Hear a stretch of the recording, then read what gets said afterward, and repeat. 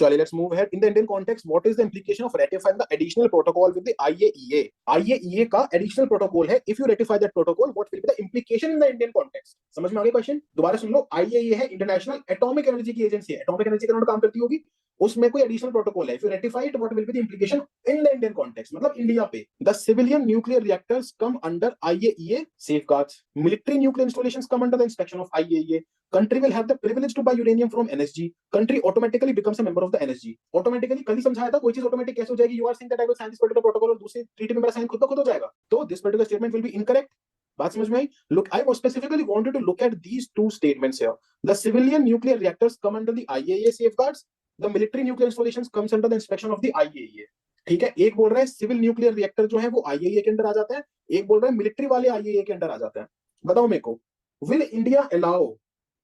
its military nuclear reactors and installations to be inspected by a third party क्या हम कभी भी ऐसा कोई प्रोटोकॉल साइन करेंगे will we ever sign such a protocol in which we will give our power we will let a third party to come and inspect our military installations भाई obvious है ना कि सिविल और military में से अगर एक को देना हो तो किसको दोगे सिविल को दोगे ना यार मिलिट्री को क्यों दोगे अपने मिलिट्री इंस्टॉलेशंस दे दोगे क्या बाहर वालों को इंस्पेक्ट करने के लिए बनाओगे क्या फिर